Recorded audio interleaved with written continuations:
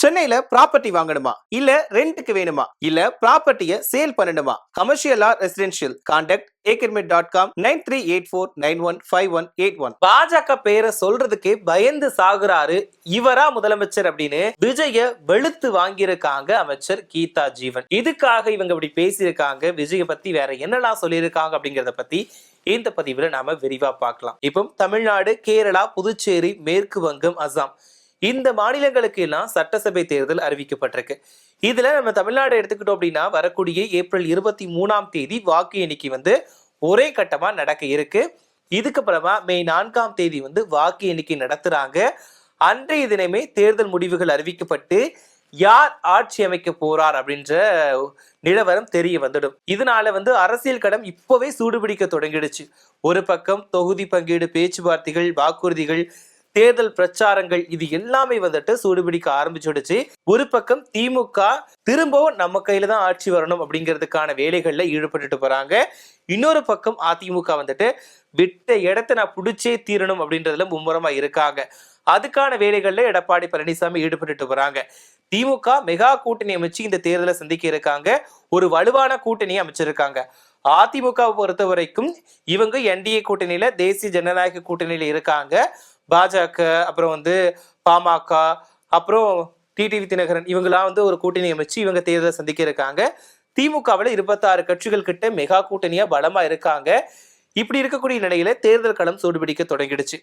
எப்பவுமே தனித்து போட்டியிடக்கூடிய நாம் தமிழர் கட்சி தனித்து போட்டியிடுறாங்க. அவங்களும் வழக்கம் போல தேர்தல் பணிகளில் ஈடுபட்டு வராங்க. இதுல நம்ம புதுவரவா பார்க்க வேண்டிய நம்மளுடைய விஜய் அவர்கள் தொடங்கி இருக்கக்கூடிய தமிழக வெற்றி கழகம் முதன்முறையா இந்த தேர்தலை சந்திக்க இருக்காங்க. விஜய் அரசியல் களத்துல குதிச்சதுக்கு அப்புறமா முதன்முறையா சந்திக்கக்கூடிய தேர்தல் தான் 2026 சட்டமன்ற தேர்தல். இதனால எதிர்பார்ப்பு ரொம்பவே அதிகமா இருக்கு. என்ன அப்படின்னா விஜய் சந்திக்கக்கூடிய முதல் தேர்தல் தான் இந்த தேர்தல். இதனால எல்லாருக்குமே எதிர்பார்ப்பு அதிகமா இருக்கு. ஒரு பக்கம் அரசியல் கட்சியினருக்கு எதிர்பார்ப்பு இருக்கிறத விட மக்கள் ரொம்பவே எதிர்பார்த்து காத்துட்டு இருக்காங்க. விஜயோட தாக்கம் எந்த அளவுக்கு இந்த தேர்தல்ல எதிரொலிக்க போகுது அப்படின்றத பாக்குறதுக்காக காத்துட்டு இருக்காங்க. இந்த நிலையில விஜய் இந்த அரசியல் கடத்துல குதிச்சதுக்கு அப்புறமா அவரை தொடர்ந்து பிரச்சனை தொடர்த்திக்கிட்டே தான் வருது. அவர் கரூர் சம்பவத்திலிருந்து, அவர் ஜனநாயகன் படம் ரிலீஸ் ஆகுறதுல இருந்து, அதுக்கப்புறமா அவரோட மனைவி விவாகரத்து மனு தாக்கல் பண்ண வரைக்குமே விஜய்க்கு தொடர்ந்து அடிமேல் அடி விழுந்துகிட்டே தான் இருக்குது. அது மட்டும் இல்லாம விமர்சனங்களுமே விஜய் மேல நிறைய வந்துகிட்டே தான் இருக்குது. விஜய் மேல குற்றச்சாட்டுகள், விமர்சனங்கள் தொடர்ந்து அதிகரிச்சுக்கிட்டே தான் இருக்குது.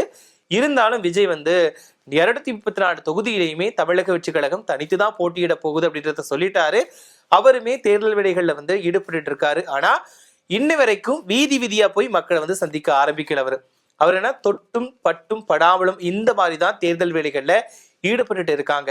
இப்போ ஆண்ட கட்சிகள், ஏற்கனவே ஆளும் கட்சிகள் இவங்க எல்லாருமே தேர்தல்கள் வேலைகள்ல ரொம்பவே மும்முரமா இருக்காங்க. ஏன்னா அவங்க தொடர்ந்து அரசியல்ல இருந்தா கூட அதுக்கான வேலைகள்ல ஈடுபட்டு இருக்காங்க. ஆனா தமிழக வெற்றி கழகம் அப்படிங்கிறது ஒரு புதிய கட்சி, இப்பதான் முதன்முறையா தேர்தலை சந்திக்க போறாங்க. அப்படின்ற பட்சத்துல அவங்களோட தேர்தல் பிரச்சாரம், தேர்தல் பணிகள், தேர்தல் வேலைகள் அப்படிங்கிறது கண்டிப்பா ஒரு சூறாவளி போல மும்முரமா இருக்கணும். ஆனா தமிழக வெற்றி கழகத்தை பொறுத்த வரைக்கும் கொஞ்சம் மந்தமா இருக்குன்னு கூட சொல்லலாம். இன்னும் வரைக்குமே தங்களோட 100% ஒரு செயல்பாடையோ ஒரு அர்ப்பணிப்பையோ போடல அப்படின்ற மாதிரி தான் எல்லாருமே சொல்லிட்டு இருக்காங்க. அந்த அளவுக்கு அவங்களோட வேலைப்பாடுகள் கொஞ்சம் கம்மியா தான் இருக்குது. இந்த நிலையில தான் அமைச்சர் கீதா ஜீவன் விஜய பத்தி நிறைய விமர்சனங்கள் முன் வச்சிருக்காங்க. ஏன்னா தூத்துக்குடியில நடந்த நிகழ்ச்சியில அமைச்சர் கீதா ஜீவன் கலந்துகிட்டு பேசினாங்க. அப்பந்தான் விஜய பத்தி நிறைய விஷயங்களை சொல்லியிருக்காங்க. விஜய தாக்கி பேசியிருக்காங்க.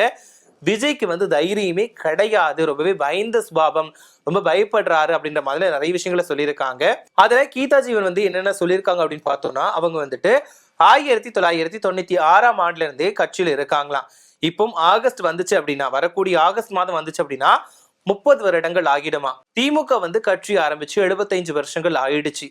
ஆனா ஒரு சில பேர் இப்பதான் ஒரு சில வருடங்கள் தான் ஆகுது கட்சி ஆரம்பிச்சு, அதுக்குள்ள நான் முதலமைச்சர் ஆயிடுவேன்னு சொல்லிட்டே இருக்காங்க. ஆனா பாஜக அப்படின்ற ஒரு வார்த்தையை சொல்றதுக்கே அவ்வளவு பயந்து சாகுறாங்க. தனக்கான உரிமைகளுக்காக கூட குரல் கொடுக்க மாட்டாரு. அந்த அளவுக்கு பாஜகவை பார்த்து பயப்படுறாரு நடிகர் விஜய் அப்படின்ற மாதிரி ஒரு குற்றச்சாட்டை முன் வச்சிருக்காங்க. அதுல இன்னொரு விஷயத்த சொல்லியிருக்காரு. தன்னோட படமான ஜனநாயகனுக்காகவே குரல் கொடுக்காத விஜய் ஜனநாயக மக்களுக்காக எப்படி குரல் கொடுப்பாரு, ஜனநாயகத்தை நிலைநாட்டுறதுக்கு எப்படி குரல் கொடுப்பாரு அப்படின்ற மாதிரியான கேள்வி வந்து கீதா ஜீவன் வந்துட்டு முன் வச்சிருக்காங்க. இதுல ஒரு முக்கியமான குற்றச்சாட்டை வந்து அமைச்சர் கீதா ஜீவன் முன் வச்சிருக்காங்க. அது என்ன அப்படின்னு பார்த்தோம் அப்படின்னா, கரூர் சம்பவம் வந்து யாராலையும் மறக்க முடியாது. ஏன்னா விஜய் போன பிரச்சார கூட்டத்துல வந்து 41 அப்பாவி பொதுமக்கள் வந்து கூட்ட நெரிசல்ல உயிரிழந்து போனாங்க. இது தமிழகம் மட்டுமல்ல, இந்தியாவையே உடுக்குச்சின்னு கூட சொல்லலாம். ஏன்னா ஒரு கூட்ட நெரிசல்ல 41 அப்பாவி பொதுமக்கள் வந்து இறந்தாங்க. அந்த நேரத்திலையுமே வந்து விஜய் மேல நிறைய குற்றச்சாட்டுகள் முன்வைக்கப்பட்டுச்சு, விமர்சனங்கள் வைக்கப்பட்டுச்சு. என்ன சொன்னாங்க அப்படின்னா, விஜய் அந்த பிரச்சனை நடந்த இடத்துல அங்கே இருந்திருக்கணும், அவருக்கு என்ன ஆனாலும் பரவாயில்லன்னு சொல்லிட்டு அந்த இடத்துல இருந்திருக்கணும் அப்படின்ற ஒரு குற்றச்சாட்டை முன் வச்சாங்க. சரி, அந்த டைம்ல தான் போயிட்டாரு. ஆனா அதுக்கப்புறம் அதுக்கு மறுநாளாவது வந்து பாதிக்கப்பட்ட குடும்பத்தை நேர்ல சந்திச்சு பேசி இருக்கணும் அப்படின்ற மாதிரி குற்றச்சாட்டுகளை வச்சாங்க. ஆனா விஜய் என்ன பண்ணார் அப்படின்னா, பாதிக்கப்பட்ட மக்களை தன்னோட இடத்துக்கு வர வச்சு ஆறுதல் கூறி ஒரு குறிப்பிட்ட தொகையை கொடுத்தாரு. இதுவுமே விமர்சனத்துக்கு உள்ளாக்கப்பட்டுச்சு. இது தொடர்பாகவும் அமைச்சர் கீதா ஜீவன் வந்து என்ன சொல்லியிருக்காங்க அப்படின்னு பார்த்தோம் அப்படின்னா, ஒருத்தவங்க இறந்துட்டாங்க அப்படின்னா நம்ம என்ன பண்ணுவோம், ஒண்ணு அன்னைக்கு போய் நம்ம இரங்கல் தெரிவிப்போம், இல்லை அப்படின்னா ஒரு மறுநாள் அந்த மாதிரி போயிட்டு நம்ம டைரக்டா அவங்களோட யாருக்கு என்ன நடந்துச்சோ நம்ம டைரக்டா மீட் பண்ணி தான் நம்ம ஆறுதல் தெரிவிப்போம். ஆனா இவர் வந்து புதிய கலாச்சாரத்தை வந்து உருவாக்கி இருக்காரு விஜய். என்னன்னா, பாதிக்கப்பட்ட மக்களை நம்மளோட இடத்துக்கு கூப்பிட்டு வந்து பாதிக்கப்பட்டவங்களுக்கு வந்து ஆறுதல் சொல்லக்கூடிய ஒரு புதிய கலாச்சாரத்தை விஜய் வந்து கொண்டு வந்திருக்காரு. இவர் எப்படி ஒரு நல்ல தலைவரா இருக்க முடியும் அப்படின்ற ஒரு கேள்வியை முன் வச்சிருக்காங்க. அது மட்டும் இல்லாம இவர் எப்படி மக்களை காப்பாற்ற போறாரு, இப்படி இருக்கக்கூடிய ஒரு நபர் எப்படி மக்களை காப்பாத்தி நீதியை நிலைநாட்ட போறாரு அப்படின்ற மாதிரியான கேள்வி வச்சிருக்காங்க. இதுல மிக முக்கியமா தன்னோட மனைவியை பார்த்துக்கல, மகன் இவங்களோட நிலையெல்லாம் எப்படி இருக்கும், விஜய் வந்து இப்படி இருக்காரு, இப்படி குடும்பத்தை கவனிக்க முடியாத விஜயால எப்படி நாட்டு மக்களை கவனிக்க முடியும் அப்படின்ற குற்றச்சாட்டை அமைச்சர் கீதா ஜீவன் வந்துட்டு முன் வச்சிருக்காங்க.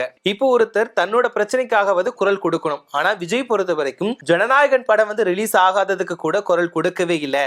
அப்படி தன்னோட பிரச்சனைக்கு குரல் கொடுக்காத விஜய் எப்படி ஜனநாயக மக்களுக்காக குரல் கொடுப்பாரு அப்படின்ற மாதிரியான விமர்சனத்தை முன் வச்சிருக்காங்க. அது மட்டும் இல்லாம விஜய் வந்து பாஜக அப்படின்ற ஒரு பெயர் சொல்றதுக்கே அவ்வளவு பயந்து சாகுறாரு. இவர் எப்படி மக்களுக்காக நிற்பாரு, பாஜகவை பார்த்தாலே விஜய் வந்து ரொம்ப பயப்படுறாரு. அதனாலதான் பாஜகவுக்கு எதிராக ஒரு வார்த்தை கூட விஜய் பேச மாட்டாரு. இப்போ இந்த சிலிண்டர் விஷயத்துல வந்து ரேட் ஏத்திருக்காங்க, அதுக்காக கூட விஜய் வந்து வாய் திறக்கவே இல்லை அப்படின்ற ஒரு குற்றச்சாட்டையுமே அமைச்சர் கீதா ஜீவன் வந்துட்டு தூத்துக்குடியில நடந்த நிகழ்ச்சியில முன் வச்சிருக்காங்க. சோ தொடர்ந்து விஜய் மேல நிறைய குற்றச்சாட்டுகளை வந்து அமைச்சர் கீதா ஜீவன் வந்து வச்சிருக்காங்க. சோ கீதா ஜீவன் மட்டுமே இல்லை, நிறைய பேர் வந்துட்டு விஜய் மேல நிறைய விமர்சனங்கள், குற்றச்சாட்டுகள் இதெல்லாம் முன் வச்சுட்டு தான் இருக்காங்க. ஆனா விஜய் மேல வைக்கக்கூடிய குற்றச்சாட்டுகளுக்கோ விமர்சனத்துக்கோ எந்த ஒரு பதிலுமே கொடுக்காம எதுக்கு எடுத்தாலும் டேக் இட் ஈஸி பாலிசி மாதிரி வந்து விஜய் போய்கிட்டே இருக்கிறாரு. தனக்கு மீதான விமர்சனத்துக்கு என்ன பதில் கொடுப்பாரு அப்படின்றது எல்லாருமே எதிர்பார்த்தா கூட விஜய் வந்து அதை கடந்து போய்கிட்டே இருக்காரு. சோ நான் ஏற்கனவே சொன்ன மாதிரி தான், மற்ற கட்சியினர் வந்துட்டு தேர்தல் பணிகள்ல ரொம்பவே மும்முரமா இறங்கிட்டாங்க. ஆனா விஜய் வந்து இன்னும் கொஞ்சம் கம்மியா தான் இருக்காரு அப்படின்ற மாதிரி தான் அரசியல் வட்டாரங்கள்ல சொல்லிட்டு இருக்காங்க. சோ இது பத்தாது, இதுக்கு மேல நிறைய எஃபர்ட் போட்டா மட்டும்தான். விஜய் என்ன சொல்லியிருக்காரு, நான் தான் சிஎம், அடுத்த சிஎம் நான் தான் அப்படின்ற மாதிரி சொல்லியிருக்காரு. அதுக்கான வேலைகள்ல கண்டிப்பா மற்ற கட்சியினர் 100% போட்டாங்க அப்படின்னா விஜய் கண்டிப்பா 1000% உழைப்பு போட்டா மட்டும்தான் அவரோட இலக்கு அடைய முடியும். அது வரைக்கும் கண்டிப்பா எதுவுமே முடியாது அப்படின்ற மாதிரி தான் நிறைய பேர் சொல்லிட்டு இருக்காங்க. இப்போ இங்க இருக்கக்கூடிய முஸ்லீம் லீக், காங்கிரஸ் கட்சியில வந்து 100 ஆண்டுகளை வந்து கடந்த கட்சி. ஆனா இப்போ வந்து ஒரு சில பேர் வந்து இவங்க இந்த கட்சியில வந்து மக்கள் நலனுக்காக தான் இன்னைக்கு வரைக்கும் இருக்காங்க.